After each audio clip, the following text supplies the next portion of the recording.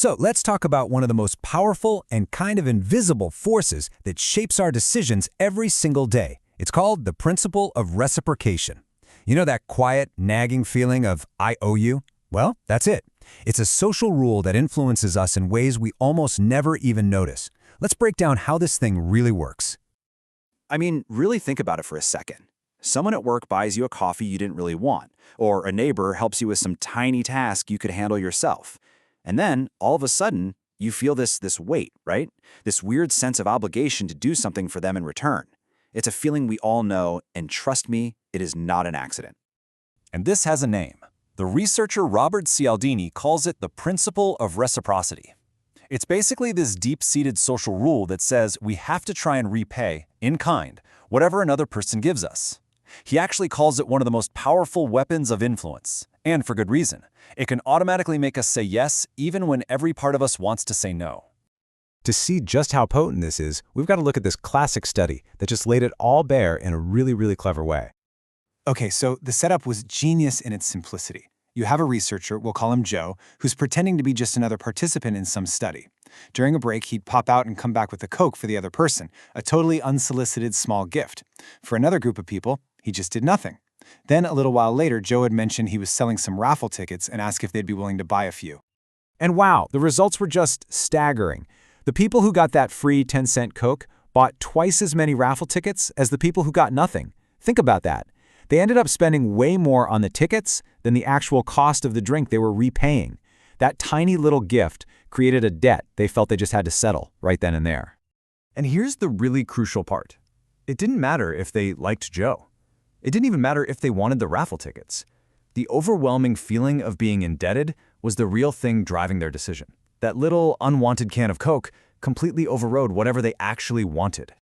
So, why is this feeling so incredibly strong? I mean, why do we feel this so deeply? Well, it turns out this isn't some new marketing gimmick. This is an ancient social code that is hardwired deep inside of us. You have to go way back. For thousands of years, human societies have been built on cooperation.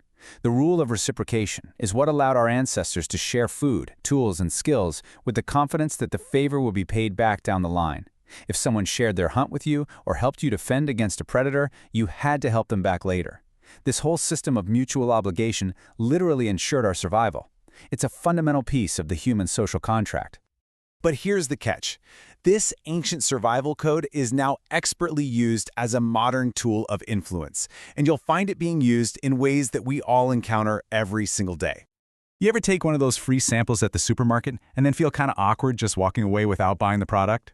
Yep, that's reciprocation. How about those free address labels you get in the mail from a charity? That's reciprocation. All that free swag, the pens, the bags you get at a conference, it makes you feel just a little more obligated to stop and listen to that sales pitch, doesn't it?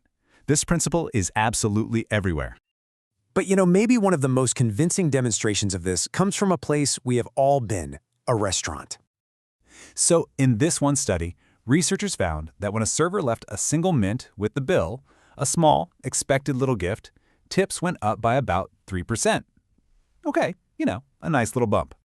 But get this, when the server left 2 mints, the tip didn't just double. No, it skyrocketed by 14%.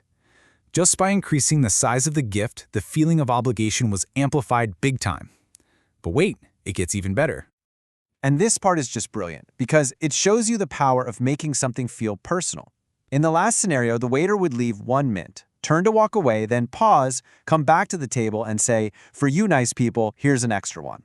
That simple gesture, making the gift feel personal and unexpected, caused tips to jump by an incredible 23%. It completely changed it from just a standard procedure into a genuine, personal gift. And that maximized that feeling of debt.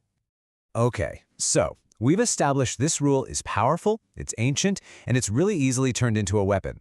So the obvious question is, what can we do about it? How do we push back against an obligation we never even asked for? Especially when our brain is screaming at us to just go along with it. The absolute key is to redefine the situation in your head. Now, that sounds simple, but it's actually the hardest part, because the whole tactic is designed to blur that line. It preys on our natural desire to be good, cooperative people.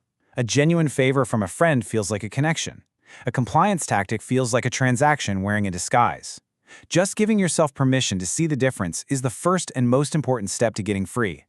This quote really just nails it. An unwanted gift becomes an unwanted obligation. The person using this isn't giving you a gift. They're handing you a debt. They have weaponized a social good, and you are under no moral or social contract to play along with their game. So here it is, the beautifully simple defense strategy. Step 1. Recognize the tactic for what it is, a sales tool. Step 2, and this might sound a little weird, accept the gift. Yeah, take the free sample, keep the pen. You're not being rude, you're just taking what was offered to you. The crucial third step happens entirely in your head. You mentally separate that gift from the request that you know is about to come. You redefine it. It's not a favor, it's a sales tool. And once you've done that, the weapon is completely disarmed. The psychological weight just lifts. You can look the person right in the eye, you can smile, and you can politely decline whatever comes next with absolutely zero guilt. You just say thank you for the gift, but I'm not interested. You can enjoy the free cheese and walk away without buying the block. You've recognized the game and you've just decided not to play by their rules. So, from now on, the next time someone offers you a totally unsolicited gift or favor, you're going to see it through a whole new lens. You'll be able to spot those invisible strings that might be attached. So the question really isn't if you'll see it again, it's just where are you going to spot it first?